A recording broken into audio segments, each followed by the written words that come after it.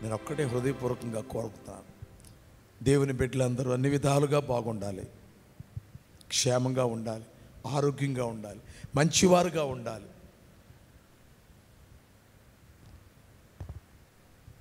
నెమ్మది కలిగిన వారుగా ఉండాలి, సంతోషము కలిగిన వారుగా ఉండాలి.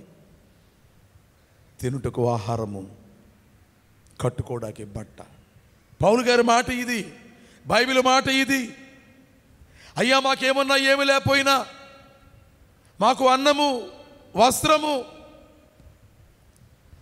ఇది ఉంటే చాలు, దాంతో మేము తృప్తి గలవారమై ఉంటాం. తినుటకు ఆహారము, ధరించుకున్నటకు వస్త్రములు కలిగి ఉండి తృప్తి పడదాం దాంతో. అనేకులు ధనాన్ని అపేక్షించి తమను తామే వారు నాశనం చేసుకున్నారు. ఆయన మాటలు, వారిని వారే పొడుచుకున్నారు. ధనాపేక్ష సమస్తమైన కీడులకు మూలము.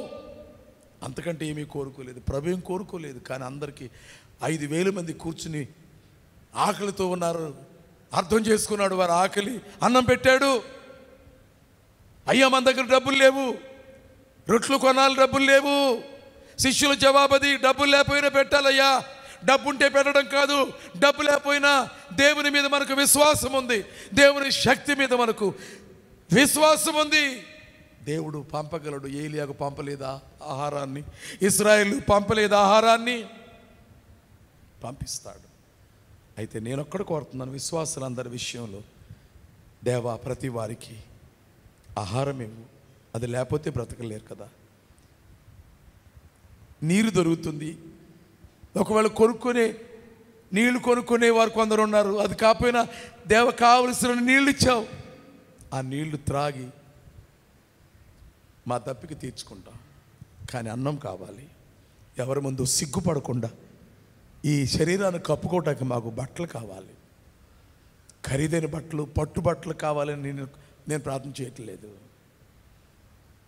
ప్రతి వారికి వారు ధరించుకోవడానికి వస్త్రములు చాలు. ధనమంది కొనుక్కున్నారన్నది వారి ఇష్టం, నేనేమంటలేదు. కానీ ఒక్కటి నేను కోరేది, అప్పులు లేకుండా చేయండి ప్రభువా.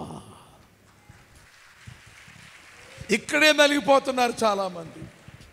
భక్తి పరులు కూడా నలిగిపోతున్నారు, విశ్వాసులు కూడా నలిగిపోతున్నారు.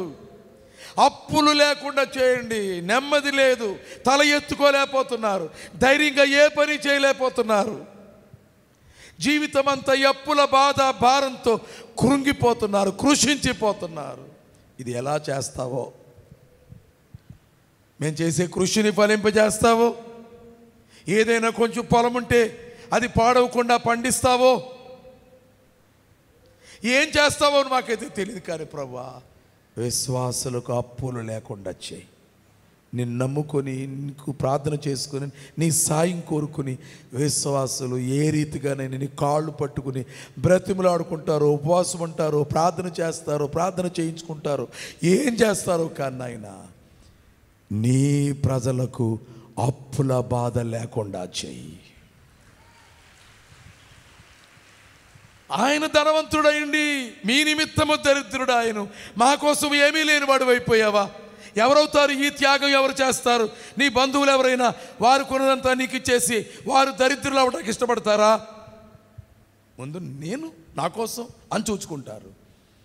కానీ నీవు అందుకని పన్ను కట్టడానికి డబ్బులు లేకపోయినా, రొట్లు కొనడానికి డబ్బులు లేకపోయినా, నీ దగ్గర పన్ను కట్టడానికి డబ్బులు లేకపోయినా, రొట్లు కొనడానికి డబ్బులు లేకపోయినా, ప్రభువా సొంతమనేది నీకేది లేకపోయినా, ఇల్లు లేదు, ఆ రోజున ఆఖరి రాత్రిని శిష్యులతో పస్కా భోజనం, ఆ సందర్భంలో కూడా ఇల్లు నీది కాదు, ఆ మేడగది తమరిది కాదు, ఏమీ లేకపోయినా ఈవేళ ఈ గుడులు నీవి, ఈ సంఘాలు నీవి, ఈ మందిరాలు నీవి, ఈ సేవ నీది, ఈ సేవకులు నీవారు. అన్ని క్రైస్తవ మిషనులకు దేవుడిచ్చినటువంటి ఆలయములు ఉన్నవి. బైబిల్ మిషన్ వరకు జీతాలు లేవు, ఏమీ లేదు.